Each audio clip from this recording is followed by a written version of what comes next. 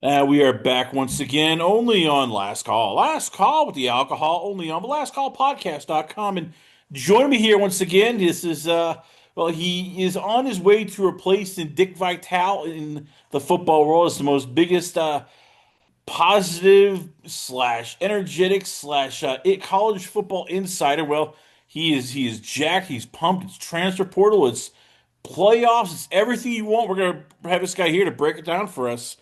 I give you once again from College Football Nation itself. I give you it's Nino Brown. So Nino, let's start off here with transfer portal. Let's talk about the biggest guy right now who is not transferring. That is LaNorris Sellers.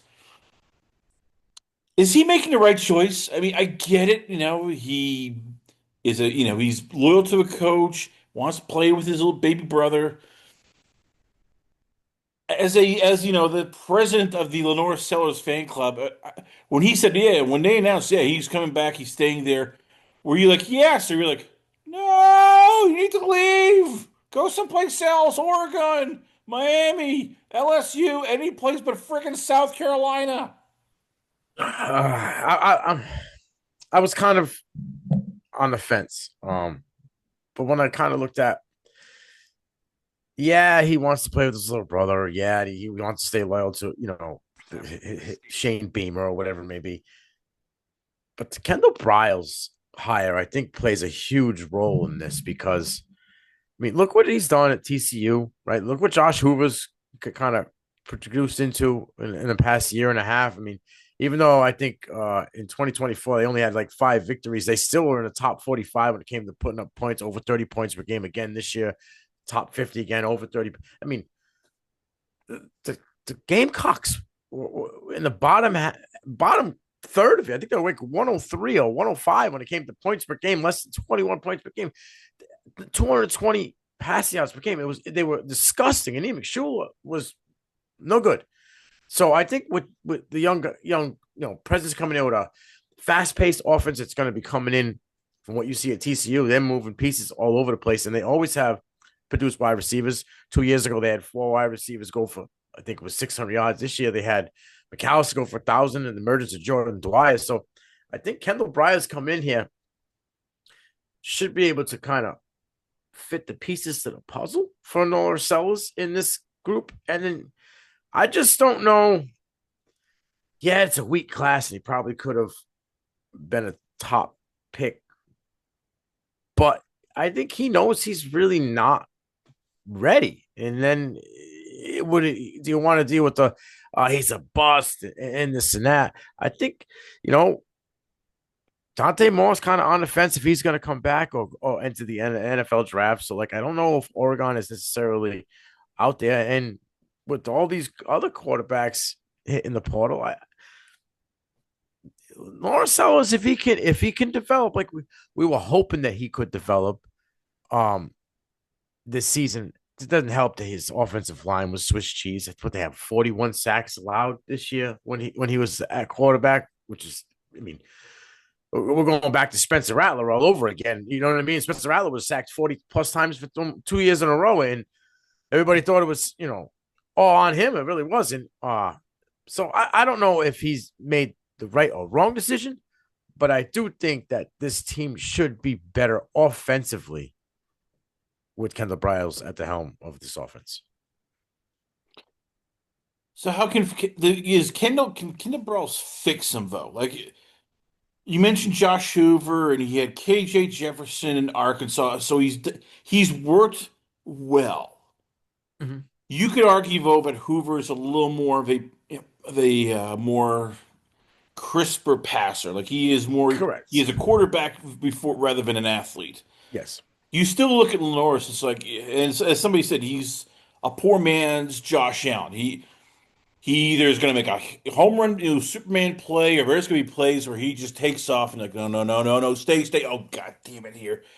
Is Kendall Browse the guy to sort of rein him in, with the crisp passing, quick release and all that, or is this still like square peg, round hole? I mean, he started out good this year, and then when they hit that slump in the injuries started to play in that offensive line. I'm just adding to the total. It wasn't just that the only reason. Um, it all went downhill. It was like right after the Kentucky game, and then it was four stinkers in a row. But again, you're going against LSU, Oklahoma, Alabama, Ole Miss. Those aren't the easiest teams to face either. He did play well against A&M and obviously against Clemson to close it out. But I don't know. See, I don't know if we're gonna go with this Josh Allen comparison, which is fine, because he does kind of fit that mold a little bit here, the size, the style of play. Josh Allen didn't figure that out till year 2 in the NFL. So to think that this kid's going to figure it out, in his senior year of college, I don't know. I think Kendall Browse can maybe sharpen his tools, maybe get him a little bit better with some deep ball decision making. You know, don't necessarily take off out of the pocket right away when the bullets are flying. Try to go through another read. Let's keep that ball tight. There was times when things were starting to go awry, and he was just kind of just really loosey goosey with everything. So I think Kendall Browse can sharpen the tools in his bag and maybe expand it a little bit. And I think it's going to be on to get the full potential will be, an NFL coach will be able to have to unlock that. Because like I said, look at all these guys in that Josh Allen kind of mold. None of them in year 1 figured it out. It took towards the second half of year 2 or even year 3 before these guys really got it. And that was at the NFL level. So I don't know that LaNorris Sellers is going to figure it all out this season. But I do think Kendall Browse is going to be a key to him, sharpening those tools in his bag. Let's say you're chewing on LaNorris Sellers' ear, and you're going, "Hey, look, yeah, you can go back to South Carolina, or hey, Indiana, they'll probably have a job open. You can always go to Kurt Signetti. Hey, look at Lane Kiffin. He's now taken over LSU. Lane Kiffin, is a quarterback whisperer. You can go there. Hey, Miami, look at they're going to offer a boatload of money. That team's is loaded with talent. You can go there. Like, what would you have done if you were Lenore Sellers' sort of agent and telling him, look, you need to do this? Like, what would you have advised him to do? So see that the leverage factor in this game is kind of gone for these kids. Before they could kind of play it out when the portal was extended and they had that second window. It's just a short window, and you're already starting to see just yesterday and today, kids are signing. So it's like the quarterbacks, the players. I don't know if they necessarily have the leverage like they used to. So he got a bag. If money was the issue, South Carolina gave him a bag. Obviously, I guarantee you he's getting majority of this NIL money that's going to the Gamecocks when when they sit down and say that he's come to an agreement with South Carolina to return to the school. Um, where do I think he could have gone? There's so much movement around when the coaching carousel this year, and how many players have hit the portal already. It's hard to say. Yeah, and Kiffin. I mean, if Lane Kiffin could do what he did with Trinidad Chambliss, then wow, what could he have done with LaNorris Sellers? Um, but maybe this kid, just wants to be like a Cade Klubnik and do it, where he started and not just hop around. Started, got it out the mud, started from the bottom. Now I'm here. I don't know if there's a perfect spot for him because you got to put the pieces around him as well. If he goes to LSU and that offensive line is not that it will be, it is, trash, you're probably going to get the same outcome because the kid's not going to have a chance to develop to be able to read downfield. So I couldn't tell you where I would like to see him. I'm kind of glad the kid came back, to be honest with you. Like, to me, it feels like this is like you have questions about Beamer, if Beamer can develop an offense. You have questions if he's going to be around after this year. Like, if they do not win, he's probably out. So again, if I get it, it's baby brother is there, and you want to make sure baby brother is taken care of. I get it. There's loyalty, which in the sports world where everybody is almost like a mercenary, where gun for hire. I'll go where the top dollar is. It's refreshing, but again, you knew that if he went to the hit transfer portal, he'd get paid no matter where he goes. Miami, Mm. LSU. Indiana, because we know Mendoza's probably gone after this year. Texas Tech.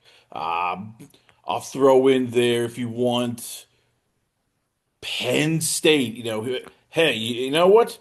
Ole Miss is going to have looking for quarterback. Like, I guess my question with Norris is this like, you take, is this, should he have been looking out for the longer view? Like, all right, I need to find a program that's going to make me a better quarterback, that I can win, that I can improve my draft stock and not have to be, the guy who, oh, Norris, just, be Superman. And you can win this game for South Carolina, which, as he said, their offensive line isn't that good. Mm-mm-mm. Yeah, the team isn't that good, and yeah, I mean, like put him in Missouri, put him in someplace else, and it's like, okay, he might be competing for a national championship. Dare I say, Heisman and number one pick overall, even if Arch comes out. Right. I totally understand what you're saying, and to a point, do agree with you. But it's kind of like all those teams you named are pretty much we're going through a coaching, you know, vacancy. So what, you know what I mean? Like, what's the kid to do? I'm gonna hit the portal when the five teams that I would rather go to, their coaches aren't there anymore, and now they got to go and build something from the ground up. Like wherever he was going to, had a new guy coming in pretty much, and that program had guys coming in and out. So it was more of the devil you know instead of the devil you don't.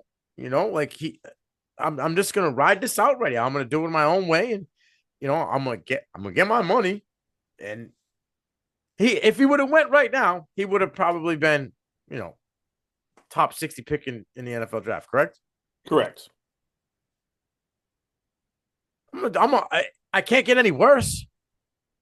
So No, I am I? get that. It's just as he said, it's of all the teams you mentioned, and transfer portal doesn't happen until January, so he'd know by then. Okay, let's see. Indiana needs a quarterback. Texas Tech needs a quarterback. LSU needs a quarterback. Miami needs a quarterback.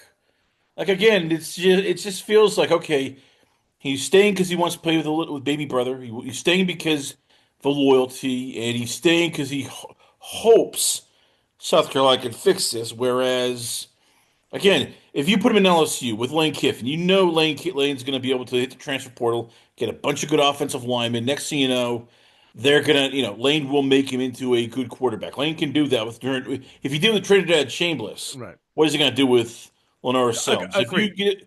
imagine him in Indiana with Kurt Signetti and that whole psychopath, or even Florida with John Summerall, that crazy guy. They would find a way to, all right, we're gonna make sure you don't have to play hero ball. We will fix you. Like again, is this a? I know you're a big Lawrence Sellers fan, but is this one of those things where you would probably grab and go, "What the hell are you doing? This is bad idea, bad friggin' idea." I totally get where you're coming from. And it, but I think the way he's looking, can it get any worse? How can it get any worse? They were 102 ranked out of 132 teams in the nation. I don't. They're coming in with a whole. Everybody on the offensive coaching staff got shit canned. You know what I mean? So they're giving Kendall Bryce the helmet. Like, who do you want to be a running back? Like, coach, you go. We're gonna, me and you, Miss Zane Beamer, and him are sitting down, and they're gonna pick it to make this offense work around LaNorris Sellers. Yes, he could have went, and went with Lane. Yes, he could have went to Florida, but you also got to think like Florida, Auburn. These guys are first time, big time school coaches now. Like, yeah, you did it at Tulane and you did it at USF, but welcome to the SEC. Can you do it in the SEC? Does LaNorris Sellers want to take his chance outside of the Lane Kiffin experience? Does he want to take his chance with these coaches in the SEC for the first time?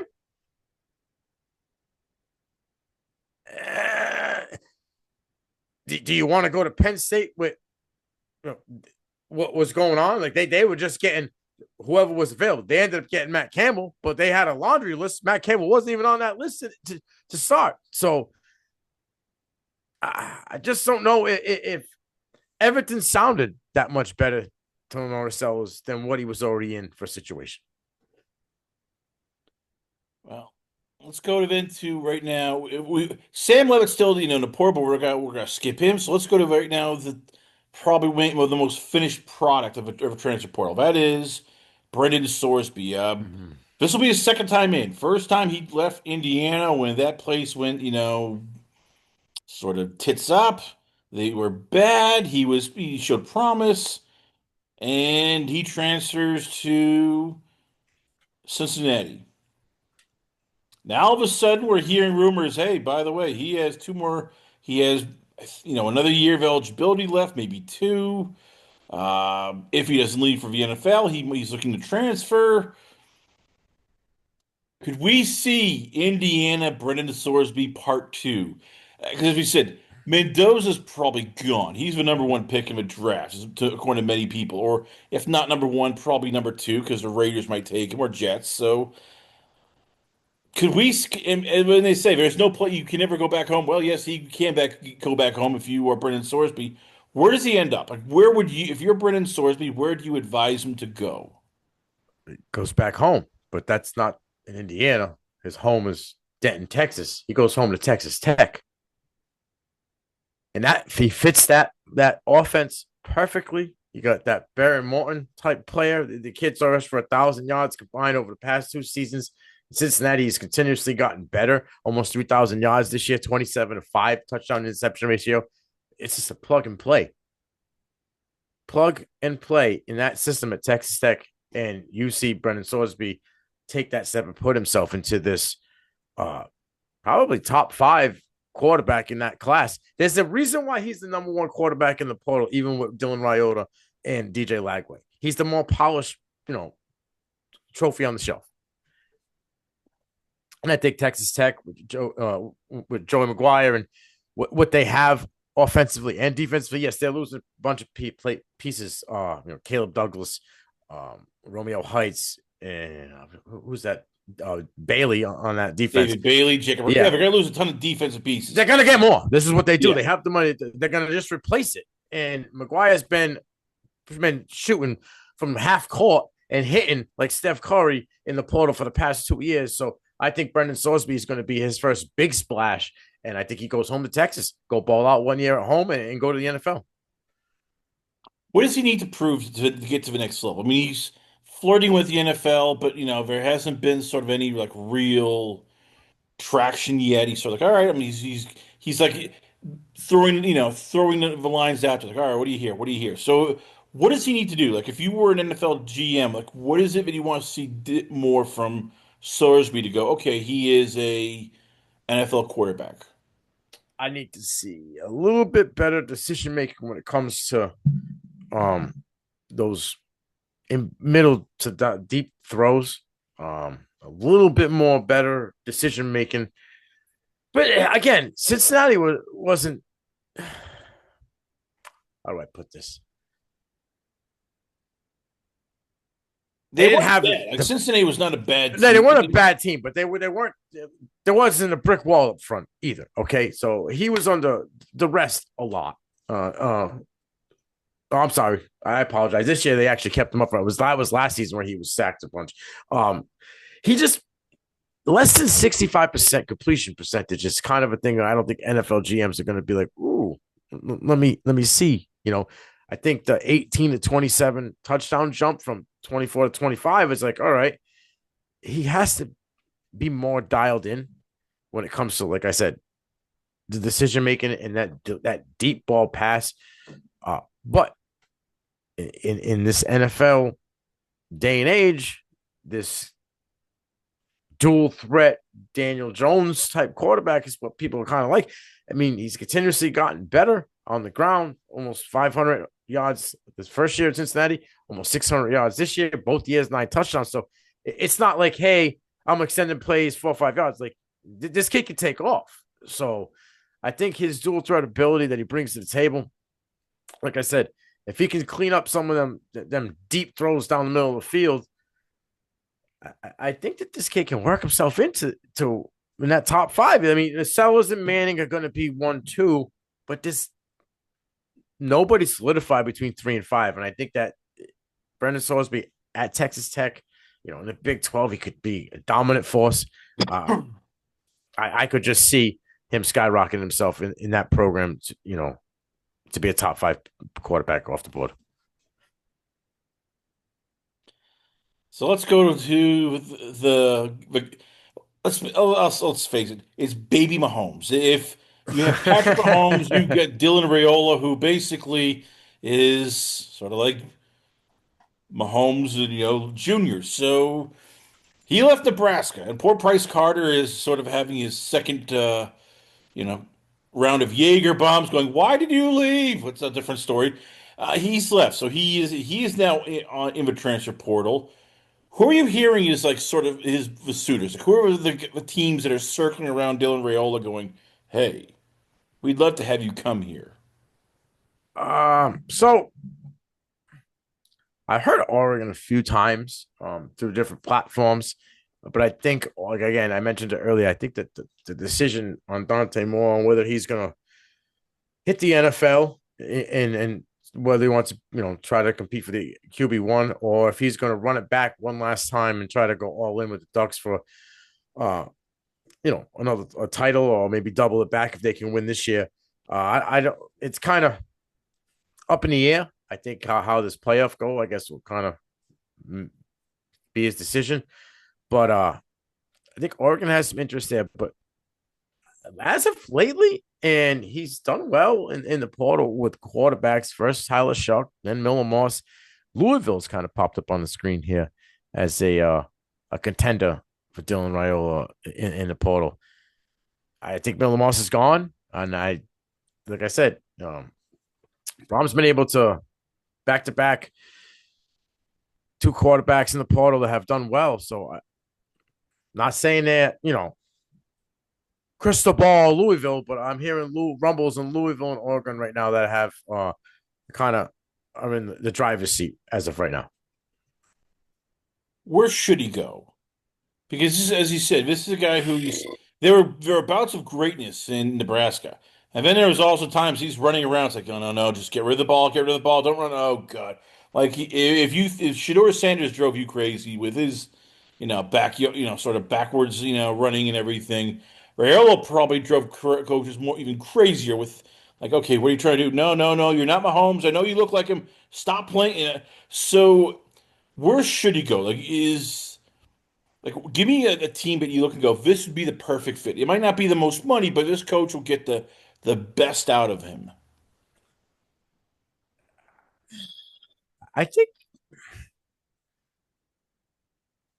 Alec Golish in that offense that he brought, the way he brings that style of offensive play, Auburn might be a good place like to land for him. Again, like I said, you're looking at first year coach in the SEC, but what Golish did, Tennessee, USF in a short period of time, man, Byron Brown was a dude, right? And he's a mobile, dual threat quarterback. Same thing with Raiola. He can throw on the run. He can send plays. I think Auburn might be a dark horse spot for Dylan Raiola to land where I think he could have instant success in that offense. And then it would just totally improve his draft stock even more because now it's the SEC. Where does he land? I mean, I've heard that he could end up in Miami, that LSU. As you said, Auburn's a choice. I've heard even if worst comes to worst, even he follows Indiana because there's going to be teams looking at him. And there's a lot of teams going to look and go, hey, if we can just rein him in, we can make him into a functioning pocket passer, mobile quarterback. So, who would you say is the favorite in your terms, the favorite to land Dylan Raiola? I don't know about the favorite, but if this kid could just check his ego, just check the ego. Like I want to win now. I've done the thing in Nebraska where I'm the guy or whatever it is. Everything circles around me. If this kid could just check the ego, go play ball, go win it, like go fight for a national championship, go talk to Kurt Signetti. Because then you could be a top five team, two back-to-back seasons to go to the NFL and probably be, QB1 off the board. In that system, there's not going to be room for. He's not going to allow you to be free willy nilly. Yes, he's going to allow you to use your athleticism, and we've seen it with Curtis Walk, we've seen it with Mendoza. Mendoza just won the Heisman behind Kurt Signetti in that offense. Dylan Raiola goes to Indiana. I think it's a win-win for both Indiana and Dylan Raiola. The wild card of this to me is, I mean, we're talking about a lot of good quarterbacks. We've talked about Dylan Raiola. We talked about Brendan Sorsby. We've talked about, of course, LaNorris Sellers, a guy that one guy who I don't think is getting love is Kenny Minchie. He at one point, he was supposed to be the heir apparent for Notre Dame. Hey, CJ Carr left, Signetti left, and now it's going to be Kenny Minchie. And then CJ Carr came and stole the show. Now Minchie is in the portal, and it feels like he is that sleeper. That's some team that sees some tapes. There's not a lot of it, but sees him sort of like, oh, this is what he brings. Is he a guy that we might get shocked by, like a team that goes, hey, we'll take a risk at this kid. Hey, this Kenny Minchie guy, he might be our QB1.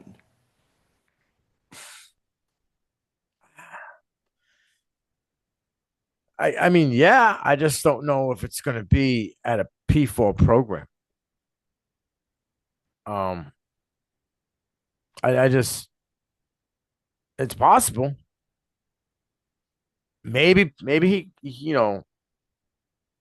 Connor Wegman, I think is has no more eligibility. Maybe Houston. I know Houston, kind of sought after him when he was in his recruitment. He was committed to Pitt earlier, and then he decommitted to Pitt and committed to Notre Dame. So, yeah, I mean, sure. Like, if he signed to Virginia Tech with James Franklin this year, it wouldn't surprise me at all. Not to say that there's any connection there, but that wouldn't surprise me. But I think it's going to, like I said, if it's any P4 school, I think it'll be in the ACC. But I think you might see him go to G5 school and kind of you got to get something big on tape and let everybody see something. It's been a little bit, and like I said, you just got beat out by CJ Carr, who balled out for Notre Dame this year. So, I mean, he was in the contention right down to like 2 weeks before they named the quarterback, from what we read, right? But Like, yeah, I was I gonna don't say, know. like a team like, let's say, Illinois, that, hey, Luke, Altmaier is gone. They need somebody. Michigan State, hey, Adrian Charles has left, and they're not sure what's going on. Or Yeah, I even mean, Penn Pat State, which Fitzgerald's they're not there sure what the now. hell they're doing in their place. Could those be like teams that look at Kenny Minchie and go, we don't have to pay a lot of NIL money, so we can still spread it around, but he's a guy that could probably compete for the job or even start for us. Yeah, I mean, Illinois is in a bad spot, or Syracuse for that matter. I another spot with Billy Napier going to James Madison. I don't think James Madison would be a bad spot for Kenny Minchie as well. I think, I know Alonzo Barrett's going to be there as of right now, but I think he gets a spot where he can go in there and possibly compete for the QB1 role. Uh, Michigan State with Pat Fitzgerald wouldn't be bad, but I don't know if he fits that Pat Fitzgerald type quarterback in that scheme there. Uh, Maybe Memphis. I know that Memphis sought after him as well.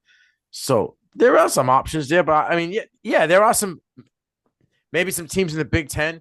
Maybe Purdue might offer him and say, "Let's run it, Kenny Minchie," or let's see what you got here. I don't think any top 30 ranked team is going to be knocking on Kenny Minchie's door. The most intriguing guy of the draft, or sort of a transfer portal, Jaden Craig. Look, he balled out at Harvard. He Yes. was, a lot of scouts are impressed. They have him as right now a day three pick. They love it's a good arm, not great, excellent decision maker, tough, smart. Granted, it's Harvard, so you're never sure, like, okay, who's he playing with? Who's he playing against? Is this going to be, another one of those Ivy League guys we find out really can't play? But I guess there's a lot of teams interested. So What do you see from Jaden Craig? Is he like a legit, Division One quarterback, or are there things you're looking at going, yeah, he's a nice story, but this is not, Ryan Fitzpatrick 2.0. It's funny that you say that because everything I've read from people that have watched Harvard football and Ivy League said that he's the best player out of Harvard since Ryan Fitzpatrick. You say good arm, not great. And I don't know if that you say that because of the completion percentage, but 52 touchdowns to 12 interceptions, man. You got to have a pretty decent arm to come out with that ratio. I think this kid's got it. He's got it for what I see in the Ivy League. Now, I don't know when he gets to, say, a G4 school or maybe somewhere, at the bottom end of a Big Ten, if it's going to be a little bit different. But when the bullets start flying, this kid sits in the pocket and delivers, right? Not going to be the guy that's going to be dual threat. He's your traditional quarterback. He's going to sit there. He can move well in the pocket, to avoid, the traffic. But it's not really a dink and dunk. It's almost 9 yards per average throw. So this, again, it's the Ivy League, but he's got a strong arm and he's willing, to take the hits to make completions. Again, I don't know when you go to the next level if, a different style offense or a more intricate offense, if he's going to be able to handle it. But from what I see, for some of the film at Harvard and what I read, I think this kid's got a legit chance. Where does he fit? Because that's sort of a question. Like because of the cold weather, because he's played in sort of bad weather, is this a guy that you see like a Penn State, a Boston College, maybe even, if Steve Angeli you really can't get back Syracuse, or even I'll throw it out there, Michigan State, Iowa. I mean, if some of the programs you could see go after Jaden Craig, because like, all right, well, he's smart, he knows what he's doing, he's tough, has a good arm, but not one, a rocket howitzer, but a good arm. Are these like some of the schools that could be offering him like money to go, hey, we want you as a starting quarterback, we know we don't have to like dumb everything down for you. 100%. Boston College was going to be my first name off the board because Dylan Longer hit the portal. Grayson James has graduated, so he's no longer with the program. I doubt that they're going to start Shaker Rising as a redshirt freshman going into next season. So I could see them attacking Jaden Craig. Come in there, give them a year grace period before Shaker takes over the thing. But Iowa is a perfect landing spot. Look what Mark Klauswitz was able to do, right, for Iowa coming out of a Division II program or FCS. So this kid goes to Iowa, and I can see him just be fitting that scheme. They're not going to ask him to be chucking the rock all over the place, right? But he can do that Duncan Dink style offense. He can't take off and run the ball, but I think you can do that with the backs that you got. And I think that his style of play would fit in Iowa because they're not going to be asking him to throw the ball 50 yards downfield. But yeah, cold weather schools, Syracuse, absolutely. Virginia, I could see them.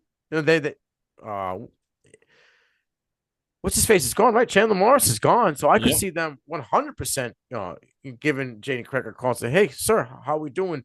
Um, any East Coast team at all, I could see giving him a call. Boston College was definitely my number one off the rip. Again, Syracuse is a team I mentioned before for a few other quarterbacks. They need quarterbacks. They ain't got much in that camp right now. So, and Ricky Fowles, I don't think is ready. So, I could 100% see them giving him a call. So I think Jaden Craig is going to surprise a lot of people. Gun to your head, where does he go? BC. Well, we've come to the wild card of now the transfer portal. That is DJ Lagway.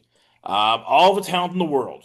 And as Will Thomas said, this is a guy who had to overcome a lot between injuries, between Billy Napier's offense, between everybody thinking he's going to save Florida. It didn't work out. And according to reports, he and John Summerall had a meeting, didn't really go well. Summerall is in that mold of Kirby Smart, Kurt Signe, kind of a psycho who what demands the most and wants to know, like, okay, who are you as a player? Are you tough enough? He will challenge you. I don't know if Lagway just that was not his guy, so he's now in the transfer portal. How good is he? And if you were a coach, do you get sort of weirded out by those reports? Granted, it's reports, so who knows, but do you get weirded out? Like, okay, well, as soon as he got some hard coaching, he didn't even play, but he took off and left. Like, what do you make, I guess, of DJ Lagway if you are right now a Power Four team and you're looking at him going, yes or no? I'm going yes. I think that he has all the tools to make it to the next level. I do think that there needs to be a little bit more accountability with them. We mentioned, on the CFB Nation podcast when we talk about DJ Lagway, um, there was a lot of times where he just had some very terrible throws, um, and just walked off the field like it was nothing. Just made bad reads and led to like picks or a turnover. And you know, again, no coaches were ripping him apart, but it was just like, no big deal. Yeah, I was just get up on the sound and it's the next one. I think some of the accountability issues might need something that needs to work a little bit, but I think this kid's got all the talent in the world. Um, and where I think he's going to land is, I don't think really is talked about as much as I know everybody's saying LSU or Baylor, but there's a team that I said mid-year on CFB Nation that once their quarterback leaves because he has no more eligibility, they got nothing, not a damn thing in the tank. And this is a prestige ACC school, but the problem is their coach don't like playing portal. But I think he makes a splash, and I think he ends up at Clemson with Dabo Sweeney because they were so close to getting him, like so close to getting him right before he committed to Florida. I'm Dabo was calling the day before he signed the papers with Florida, so I would not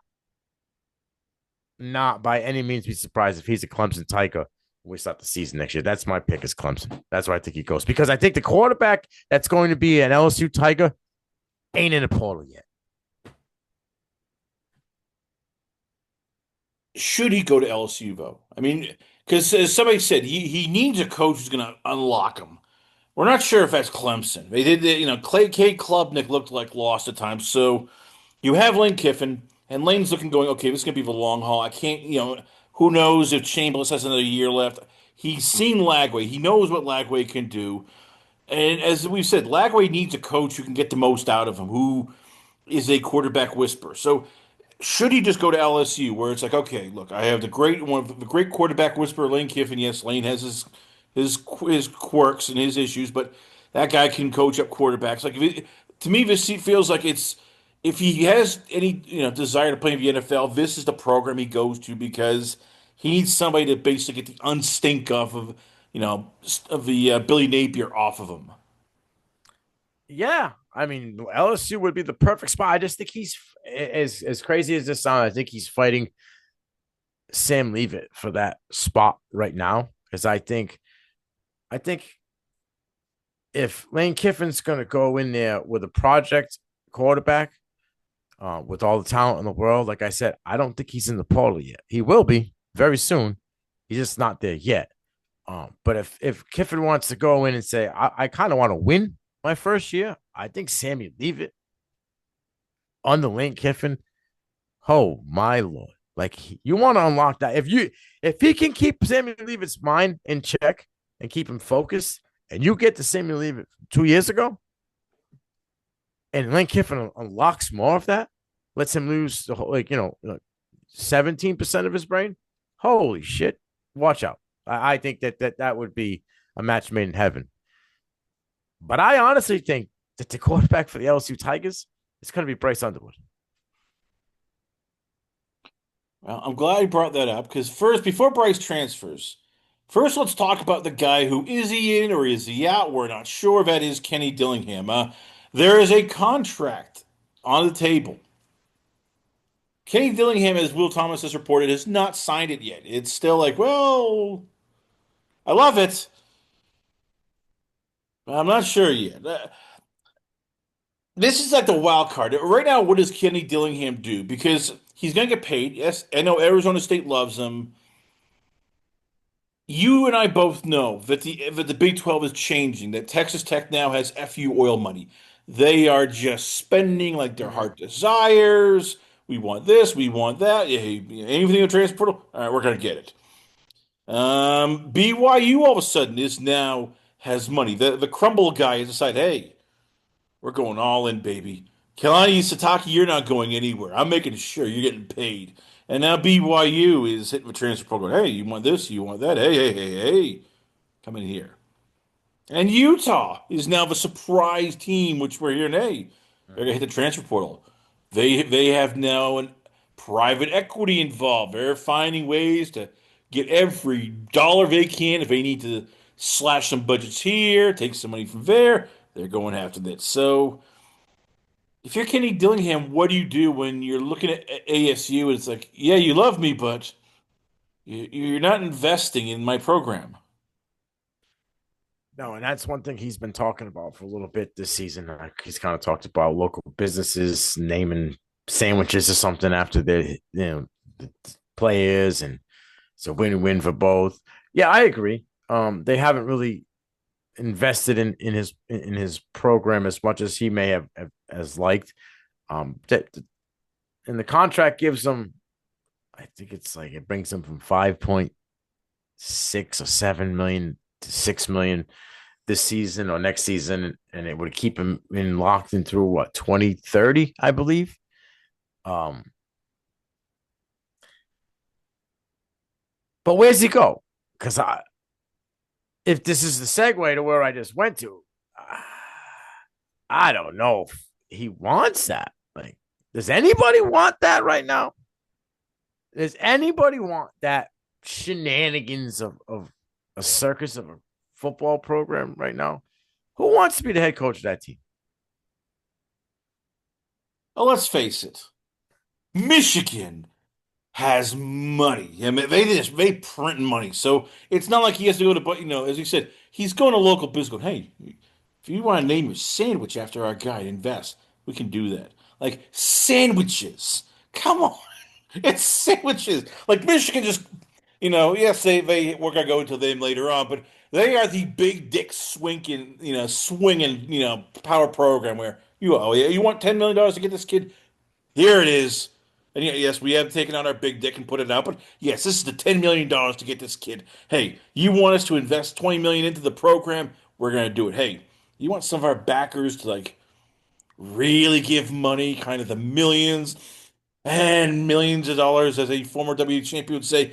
Yes, we're gonna give it. So again, I get it. We'll get to Michigan in a sense. Yes, they have a lot of warts, but if you're Kenny Dillingham, like the recruiting class is eighth out of 16 in the Big 12. They've lost their starting left tackle, cornerback, and quarterback to the transfer portal. I get it, he's an ASU alum and all this, but how much, if you're Kenny Dillingham, do you worry like I could get left behind? I could be basically where TCU is or Kansas State, and I am literally scrambling for money, like checking under the couches, like shaking down little Girl Scout cookies for their Yeah. money. Like, if you want to be a winner and your college isn't doing enough, how do you survive? Yeah, I don't know. I have not a clue. I just know that I've heard this guy say that his number one goal is to make this program successful. That like I'm never leaving. Like, I've heard him say all of this. This is home. All of that I've heard this guy say numerous times. Um, but yeah, I also have heard a lot of the frustration as of lately. From probably from midseason on, in a lot of his, even in the preseason with his team, he was saying that that they were playing if as like a bottom 50 team. Someone's got to be in the bottom 50, and if that's what they want to be, then let them be it. Like there was frustration this year for him. I get it, but that's part of the up and downs of coaching. And you, Chris, are 100% right. He could get left behind in this this swing of coaches, but the way that the coaching carousel seems to be going from year to year, I don't know that he's going to get forgotten about if he doesn't take a job at Michigan this year. And Arizona State has success again for the third season of Dillingham. Uh, but yeah, it might be time for Kenny Dillingham to sit down with his wife and his family and start to think about maybe expanding the options of coaching outside of Arizona State because the kid's got it. He's got the talent to coach football. He's got the desire. That's for sure. He's got the drive. Uh, I just don't know if Arizona State has, like you said, the pockets to back up what he wants to do at the pace that he wants to do it. Why hasn't he signed the contract yet? That's what everybody's asking. And then again, credit to Will Thomas, who said, "Yeah, this has some vibes of Lane Kiffin, where there's a contract on the table. He hasn't signed it yet." And there was a meeting. There was a meeting that got ran an hour and a half late because there may have been some phone calls. That he said, "Yeah, he hasn't outright denied. Yeah, I'm not going to Michigan." It's like, well, yes, I love this place. I can't see myself leaving, but he hasn't said he's not leaving. Like again, if how would you if you keep saying, "Oh yeah, he's not going to Michigan," so the question for Arizona State fans for you, Nino, before we transfer off, is why has he signed a goddamn contract? What is the holdup? I don't know. That whole um, question that was asked recently to him about his social media, because it's same as Kenny Dillingham was following Michigan players or Michigan football or something like that on social media. His answer wasn't the most, nipping in the bud. I don't do my social media, and if I do post on it, just something from my family. But that's probably not what they wanted to hear. They wanted to see, some substance to, hey, I'm not going anywhere. I'm staying here. But you answer kind of like that. I don't know. Yeah, he could be pulling a Lane Kiffin 100%. Or Lincoln Riley in the middle of the night, take off. But he better be ready for where he's going if that's where he's going. Okay, so now we've gotten to Michigan. And if you follow the podcast, yes, Will Thomas went off on Michigan and Sharon Moore and Ward Emanuel. So we can't do that again because I think even I know you can't beat a dead horse. Well, you can, but it's not as fun. So let's just get to this point here. How the hell did we get to this point? Because at one point we were talking about Michigan as, hey, it's the premier job. Hey, look at Jim Harbaugh, national champion, and now it's sort of everybody's making fun of Michigan. Ohio State fans, SEC fans, ACC fans, Big 12 fans, even Big Ten other Big Ten fans going, "Oh my God." So your coach basically is a sex addict who screwed and nearly impregnated another woman, threatened to kill himself, went on an O.J. Simpson style chase, Yeah. then basically was also sliding into DMs of another Instagram model, allegedly. And oh, by the way, you've also had Connor Stallionis, you've had other shenanigans. I guess the Michigan man is basically an utter scumbag. Like, how did it get to this point that Michigan is now looked at as, oh yeah, well, we get our coaches from like, San Quentin or the Penn. We have no standards. We'll take anybody. Dude, I don't know. It's about 10 years of just straight nonsense from Burgergate to the Connor Stallions thing to now Sharon Moore shenanigans. I mean, this is just the Sharon Moore thing is just out of a movie, absolutely insane. And the fact that Michigan was going to fire him or knew about it 3 weeks prior to, but kept him around to coach the Ohio State game is absolute utter disgracefulness. Like, come on, guys. Like, what the hell? Whatever the dude had his whoever was having an affair with on the field with him side by side. Like, there's footage of that. It's absolutely insane. Yeah. I guess can Kenny Dillingham play, Bill O'Brien from Michigan? Maybe he can. Fresh young face come in there and kind of change things around. But there's just so much negativity coming out of that school for the past 6 to 10 years, man. You got to really have big shoulders to go in there and say, yeah, this is what I want to do. I don't know how we got to this point. Um, the playing up. I mean, Michigan thought they were Georgia. That's it. You thought you were Georgia and Alabama. Like Georgia is the only team that can go around and get 120 something arrests in the past 5 seasons, and it just no big deal. Go by the season ends, 2 kids get arrested. Like that, it was just. I'm not making up. 2 kids got arrested literally right after the Georgia Alabama game. So yeah, they thought they were the big dogs. They ain't the big dogs. You got exposed, boys. Like now you got to pay the piper. It's going to be a little bit. I think Michigan's. I think it's just going to be a rebound real quick for Michigan. I think it's going to take a couple years. As I told Will, this is almost the worst ever coaching sort of scandal since Dave Bliss and his fiasco in Baylor, where he tried to cover up a ex-player getting murdered by another ex-player. It's not that bad yet, but it was close with Sharon Moore. So, It's this is like what's his face? Um, oh, Petrino, Petrino in Arkansas. Like just yeah, but Petrillo didn't they're threaten to trying to kill kill himself. nobody. Yeah, I mean, as I said, this is like a lifetime story come to fruition. We're like, holy yeah, crap. it's crazy. So how does Abs- Michigan fix this? I mean, do they have to go full on, just clean everything, get a guy like Jeff Monken from Army and just go, look, we're going to get a coach who can actually get like character in this building because we have none. Literally, we are the Oakland Raiders of the 70s where yeah, like, how do you fix this? This is just like an institutional sort of just rot.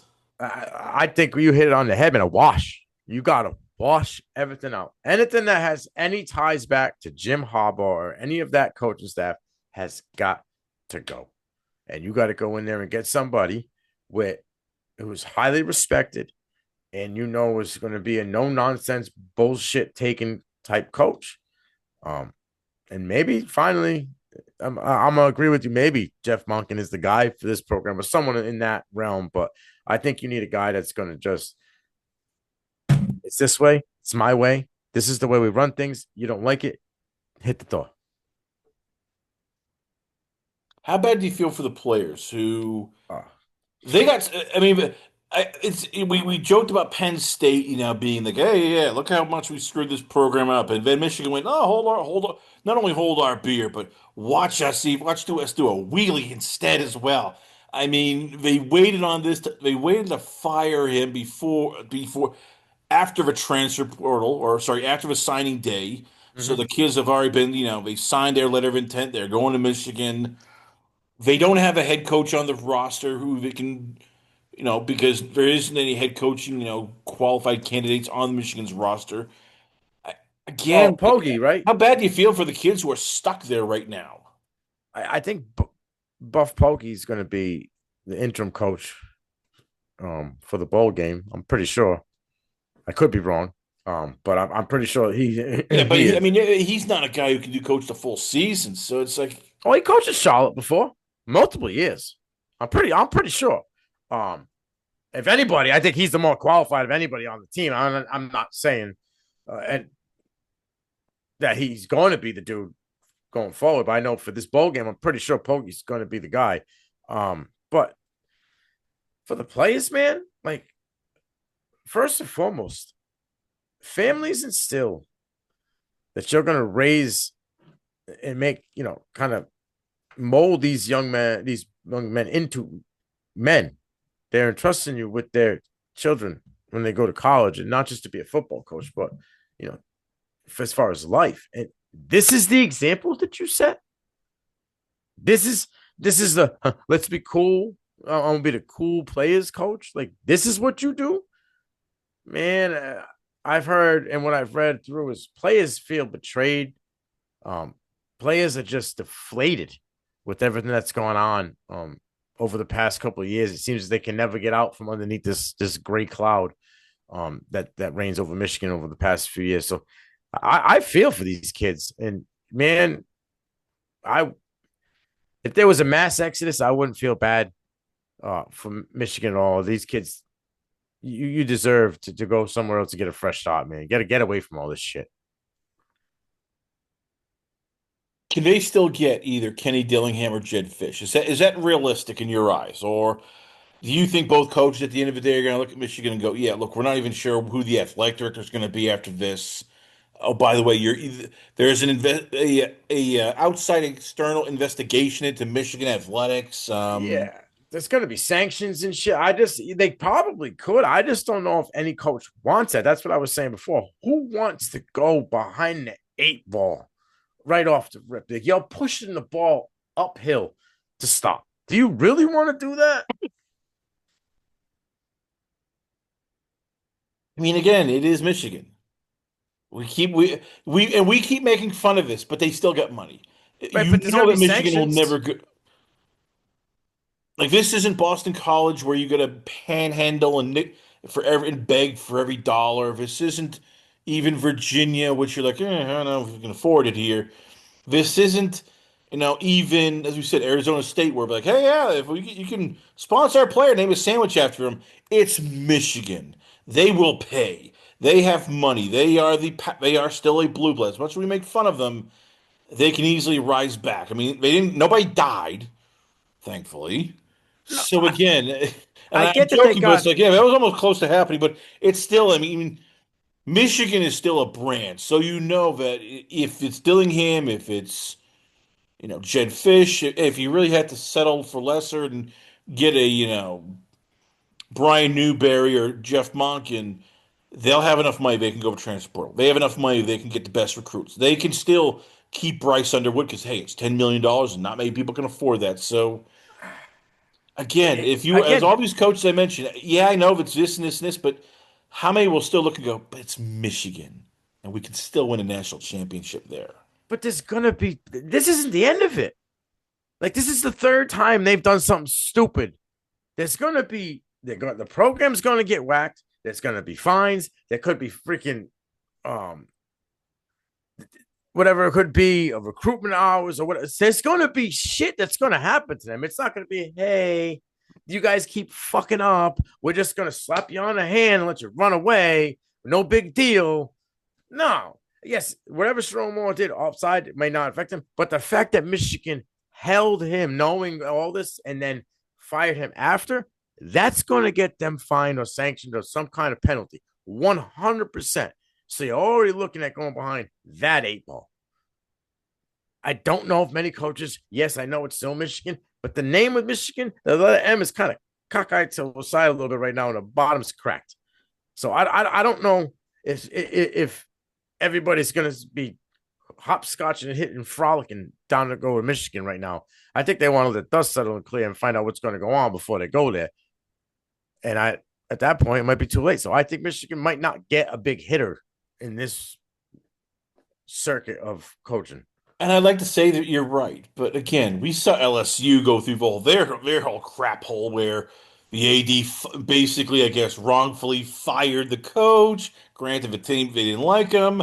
You have the governor making even political statements with the new coach. Oh, then they fire the AD. If that's a clusterfuck, and guess what?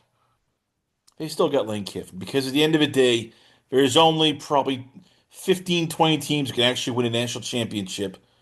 And Michigan is just like them. Yes, have warts. Yes, they basically brought like a transgender slash psychopathic hooker to the wedding of the year for the debutantes. But God damn it, they got money.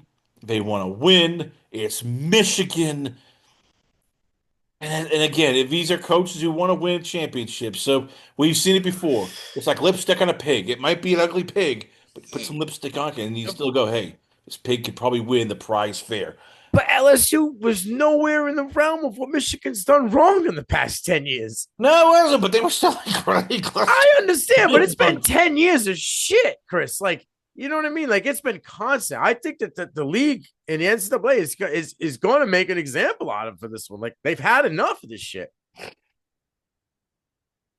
NCAA is not going to kill them though. Again, it's the NCAA is almost toothless now. So Michigan could probably go, "Oh, look, we'll give you a check. Charlie Baker, just don't worry about it. We promise again. Yeah, we know you don't the nuts to really do anything, but we'll pretend to beg and grovel. And yes, it's again like we mentioned before with a lot of these programs where you are still begging for scraps, where you still have a lot of teams which can't compete. Is it safe to write off Michigan, or we still have to look and go, yeah, they still have the Amex black card. They will still shop for anything, and money is not questioned. Yeah, okay, we have to pay fine. Big whoop. We'll just shake that off of our couch. There we go. There's $10 million. There we go. So again, should we underestimate Michigan at our peril? Because at the end of the day, coaches are mercenaries, players are mercenaries. As long as the check doesn't bounce, we'll put up with it. Wow. I guess we have no morals or values anymore. It's just all about the money. Yeah, that has been college football for almost 100 years. We know that. I mean, are we surprised? I mean, we've seen college athletics where just when we think it can't get worse, it gets worse, and yet there is no death penalty. Teams come back. You just, as I said, it's still money. It's still a brand name. You just hold your nose, walk past, and go, okay, hopefully the stink doesn't get on me. I mean, I can't believe I'm saying this. We've seen almost every program. Just Michigan's getting nailed because it's the hubris, and it's like, well, you really aren't, the howdy-towdy Michigan man. You're like the rest of us scumbags. They're just worse. That's the problem. Is they're worse. They, you show me a team that's done it for 10 years like this, who's been in the news for consistently screwing shit up for the last 10 years. I'll wait. Florida Gators, Urban Meyer. Not 10 years. It wasn't there for 10 years. This is residual. And when he was gone, there was no more shit that kept happening. Yeah, Jim 'cause they weren't Harbaugh's that gone, good. and they're still receiving this shit from Jim Harbaugh. I agree. Michigan has a lot of issues. But again, and I'll end this here. When you look at probably not even half, 65 to 70% of college programs don't have the NIL money when they're literally begging people for, as I said, let's name sandwiches after the kids. Or hey, let's have, dare I say, like fundraisers and Car wash. yes, I mean when you're doing that, again, well, Michigan just gonna like go survive this? Because let's just like Penn State, we got money. There is, a name brand, and hey, you know what? Even when we try to F this up royally, we still will get a guy because, god damn it, it's a name brand, and no matter how bad it is, coaches will go for the money. Yeah. I mean, I I feel just, bad because you're like, no, they need to get better. And I'm like, no, Nino, this is what this college football is and college sports. Morals went out the window years ago. We're just now accepting it. This is just like becoming like, oh crap, this is a Lifetime movie, horror show. But even now, we have to go like, we can't unsee it, but we're seeing it, but we can't unsee it. it's just I just feel as though because we're now it just it's climaxing. It's not even getting, you know what I mean? Like Michigan is just finding ways to do more and more stupid shit, and I feel like at some point you just got to stop them from doing. Or if there's no penalty, no, you go out there, you get the best coach available. You guys can go and do whatever you want. What's going to stop the next school from doing? Oh, wait a minute. You went and somehow did something illegal to get this kid to our team. We're going to wait. We'll wait to let you go until after we sign all of his buddies from his school. And then we get locked in the portal from his friends from last year. And then we'll fire you because they're already going to be here. Every team's going to do that. It's going to be okay to do that. I feel like they got to make an example out of him. And I've heard that for years. I mean, and you know what? And then once again, when that happens, pigs will fly, cats will chase dogs.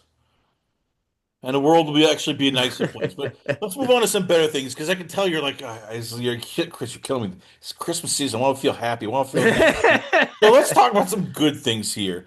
This weekend, we spoke with Will Thomas about the SEC matchups, the all Ole Miss, Tulane. We talked about, of course, Alabama versus Oklahoma Part Two. Let's talk about the other big game with you. It's Miami. It's Texas A&M.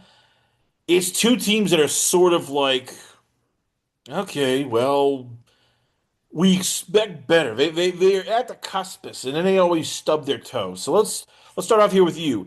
Is this probably the best game in terms of two teams evenly matched with talent, just pure talent? On paper? Yes. Uh, yeah. The first round matchups, like of all the the say the I, first round, this is this like the best in terms of like talent versus talent? on paper, yes, but I don't think Miami deserves to even walk in the stadium with Texas A&M, and I think that they're going to get dog walked all afternoon in College Station because I don't see Texas A&M can beat you in multiple facets of the game, where I don't really think Miami can, and Texas A&M is just going to stay away from Ruben Bain.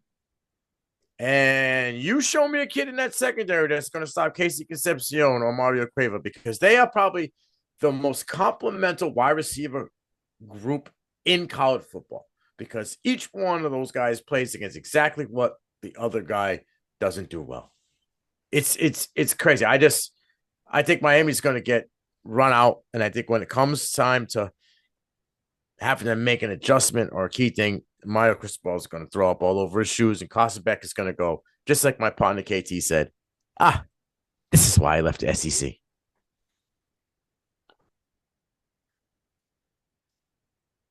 I want to agree. And look, this is a rematch, so we saw basically. Actually, sorry, no, this is yeah, this is basically a game which it should. Which Texas A&M shows up though? I mean, because if it's the one that came out against South Carolina, I could easily see Miami just beat the brakes off of them. Carson, Beck starts throwing bombs. That offensive line gets run over by Akeem Mesidor, Ruben Bain, and the rest of it. Next thing you know, we're looking at Texas A&M going, "Oh my God, you guys are frauds, frauds! I tell you, frauds!" Because there are times we look at Texas A&M and go. God damn it! Why aren't you better? Notre Dame. It took the kicker to miss an extra point for them to win that game.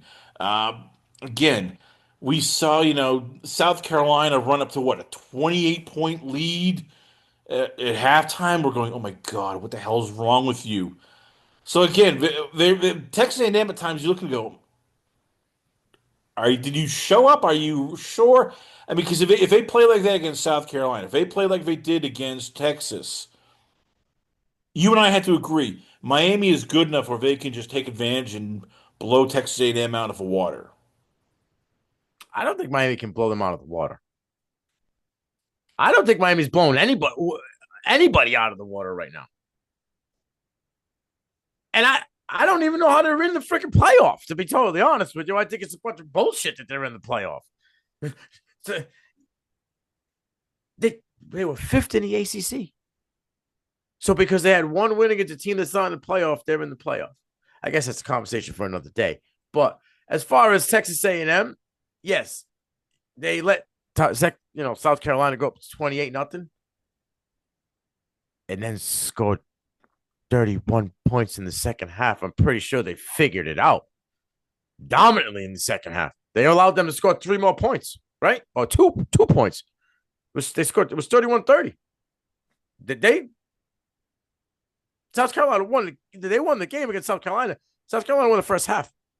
Texas A&M dominated the second half. Absolutely dominated. Now, the Texas game is a different story. If they play like that and they allow Carson Beck to become Arch Manning, which I don't think he ever has, then yes, they're going to get shit on. But this defense, that front six is scary. They get after the ball fast. Marcel Reed is locked and loaded.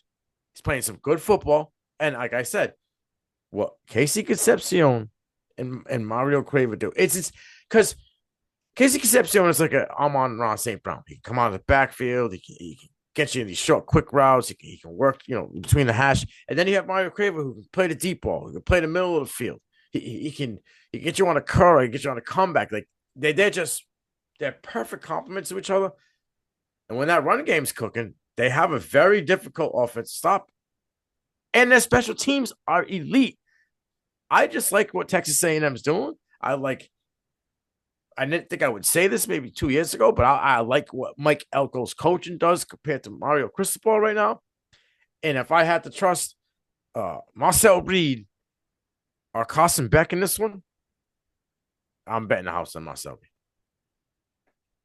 College Station is going to be so loud. Them people, them offensive linemen, them wide receivers, it's going to be hard to hear the play. It's going to be hard to hear his cadence. It's going to be very difficult for Miami, especially in that first half. If they can't make adjustments, Texas A&M is going to make a statement. How good is Mike Elko though?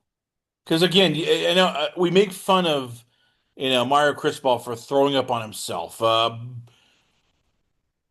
Mike Elko hasn't. When you expect Texas A&M to you know win the tough games, they haven't done that yet. I mean, we talked about last year. Hey, they were at one point still flirting for the SEC championship, and then what happens? They lose to Auburn. They get boat roaded. They get big brothered by Texas last Mm-hmm. year, 17-7. And then against a USC team that most people say wasn't that good, they get run over. They get outscored 35-31.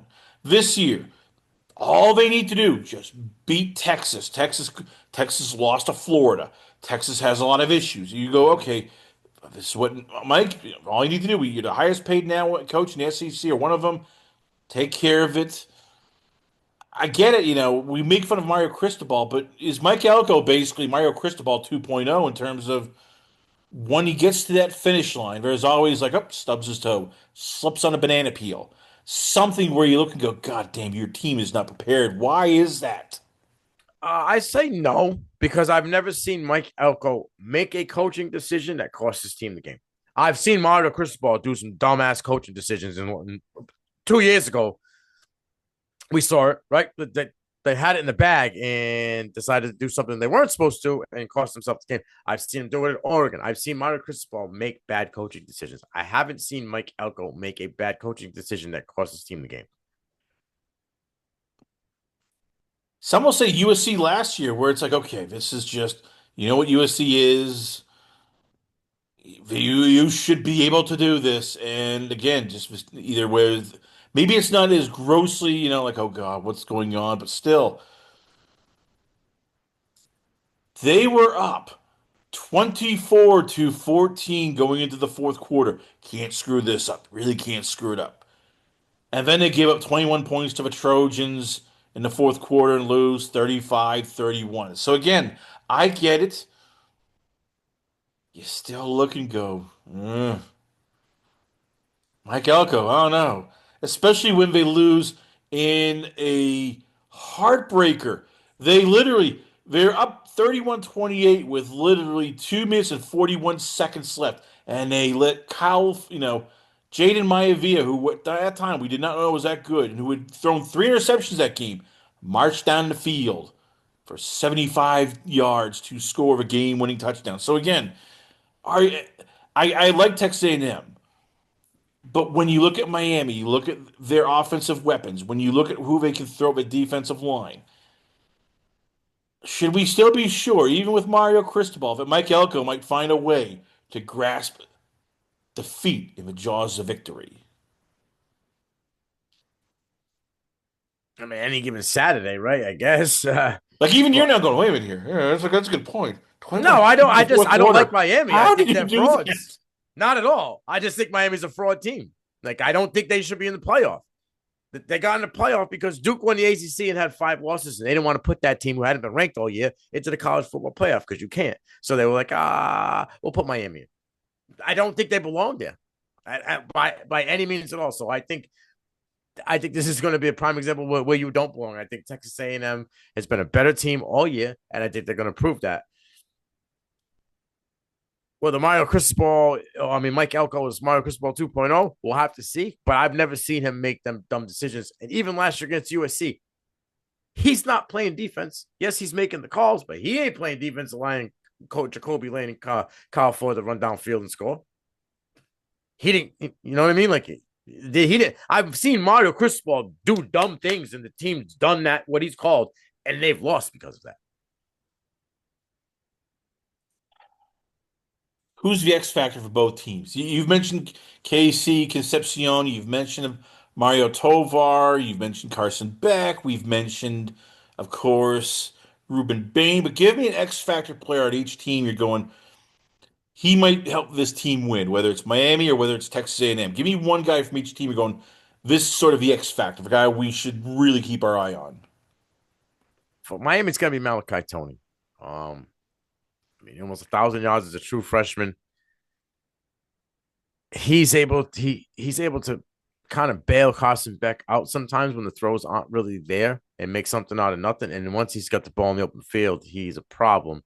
So he could give that A&M secondary some issues. And if he gets going, Beck gets going, then yeah, maybe that offense is rolling.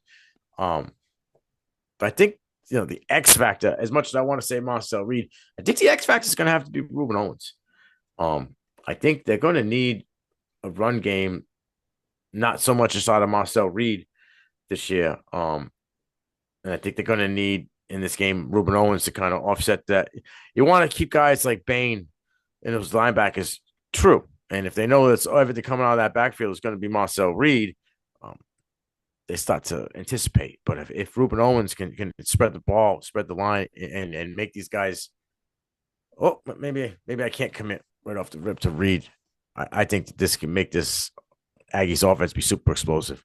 And the dark horse X factor is going to be the 12th man at College Station. I think that atmosphere alone is going to be something that I don't know Miami's ready for. Finally, if you want to talk frauds, let's talk James Madison. I get it. The NCAA wants to go, hey, we're looking out for the little guy. Hey, we're inviting everybody here. James Madison lost by 14 points to Louisville, who's not even in the friggin' conversation. Mm-hmm. And so now, James Madison, your consolation prize is you get to take on a very pissed off Oregon, which is looking going, why can't we get a top four seed? We only lost to Indiana, and we actually scored more points than Ohio State did. So is this like the game where you start wrapping the Christmas presents, you start doing other stuff because you're looking going, oh yeah, Oregon's up 21 nothing after the first quarter, and Mm-hmm. James Madison looks like they are a high school team competing against a college team.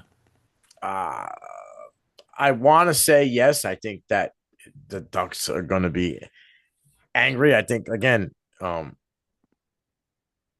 Stadium is not a place that James Madison wants to be in December by any means. It's going to be loud. It's going to be cold. It's going to get real ugly for them real quick. Again, 21.5 point underdog as of right now.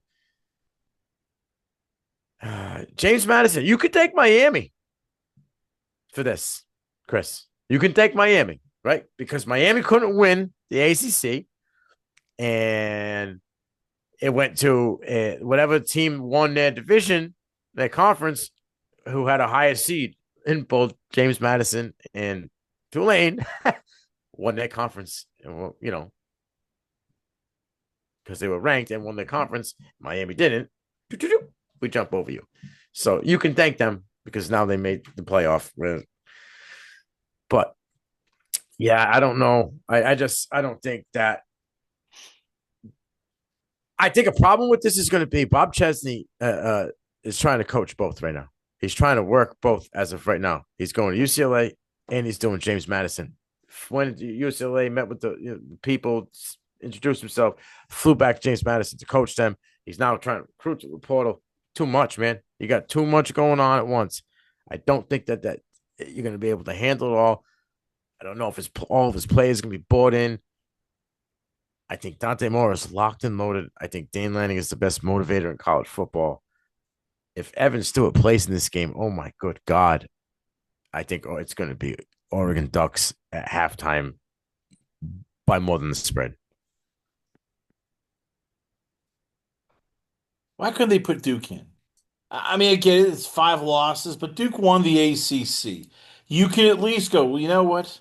And by the way, Duke beat James Madison by 14 points. That should have counted for something like, yeah, look, we wiped the floor with James Madison. So again, I get it. The bowl committee wants to show, hey, we care about those plucky little guys. Why couldn't they I, put Duke in over James Madison, who lost to Duke by 14? They only could score 14 points against a bad Duke defense. This might be a shutout. This might be like the first ever like 65 to nothing or 65 to 3 game, and Duke Oregon just like doing flea flickers and well, end arounds and just like really showing, yeah, college football playoff committee, you can go, suck it here, bitches. it, Why are we doing this here? Dante, we're pulling you out of that after midway through the second quarter. oh yeah, he probably won't. He might play one possession in the third quarter. I think they couldn't do it because of verbiage, right? Like it was. That's like I was saying before. It was the highest ranked conference winner.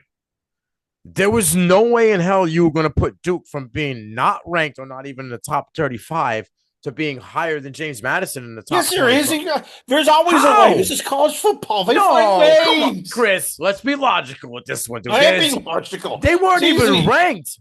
So because they won the ACC, they would be jumped over James Madison, who won that conference. Yes, No, come on. especially when they lost to friggin' Duke by 14. Weeks They couldn't even ago, score 21 weeks points. ago, and they still weren't ranked when they beat James Madison. So how would they jump over them by not being in the top 25 at all year? Easy, Makes no because it's sense. still the ACC, which is better than, let's see, what is it? The Suncoast, conference. They were never ranked though. How does James Madison get ranked? Because they beat up a bunch of teams that They were aren't even in like a undefeated Power for Four.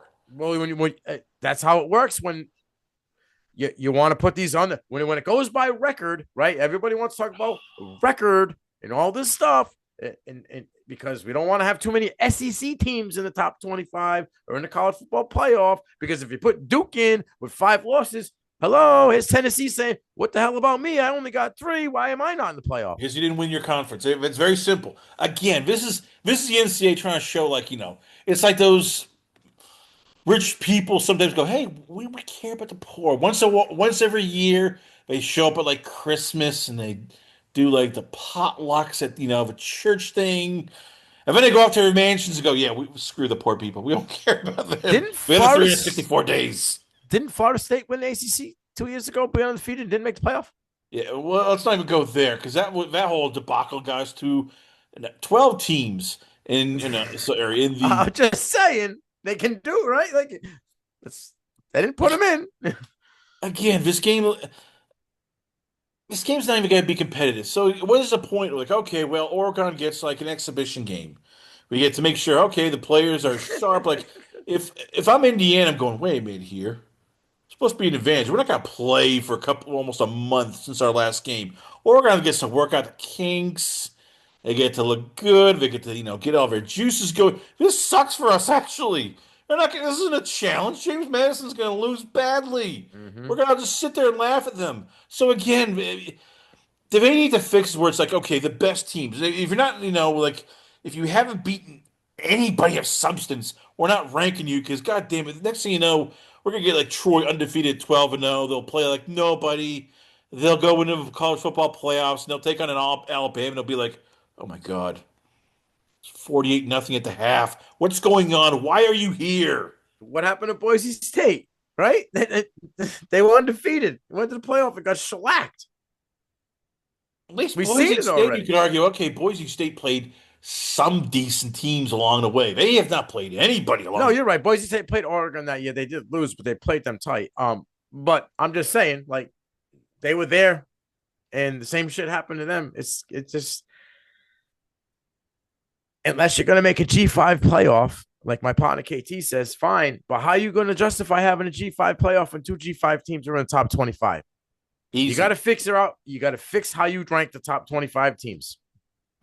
Easy. Unless you're in the top 12, you're not getting in. Screw this. I don't care if a bunch of coaches decide to feel sorry for you, go, hey, let's rank them 20th, 23rd. So then why don't we Screw just that. get rid of all the conferences and we go 1 through 32, and then we just that's how we go, because that doesn't make any sense then. Top 12 teams. These two aren't even in the top 12. Again, I get it. There's a bunch of coaches just like filled out a ballot. We looked at all the teams. Oh, they're 11-1. Oh, yeah, they're now also 11-1. Well, let's put Tulane in there. And hey, oh by the way, we're gonna have a rematch against Ole Miss, which they got curb stomped last time. They're gonna The get curb curb stomped stomped again. again. And now James Madison, you get to play Oregon, which is gonna be like you playing like you're playing like baby Nino in like a slam dunk contest. Baby Nino is probably what, like 3 feet tall. You're 6 feet, and you're gonna go. He's gonna look and go, Dad, I can't get rich to rib. Screw you. Not my problem. That's what this game is. It uh, is just a joke of a game. the spread is 21 and a half, and Oregon's defense doesn't even allow 15 points a game. It's gonna be ugly.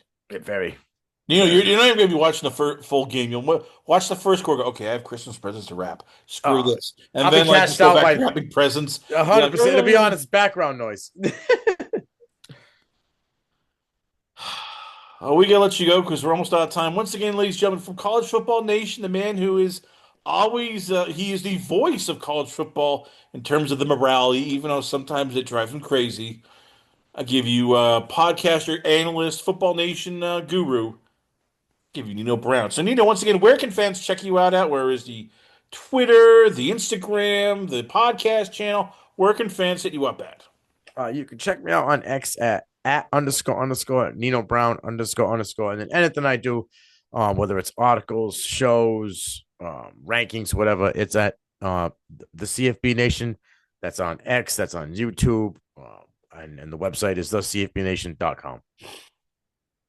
Nino Brown, ladies and gentlemen, once again, always on a pleasure having you on the show. We come back. We got a lot more going on here. Only on, it's Last Call. Last Call with the alcohol. Only on the Last Call Podcast.com.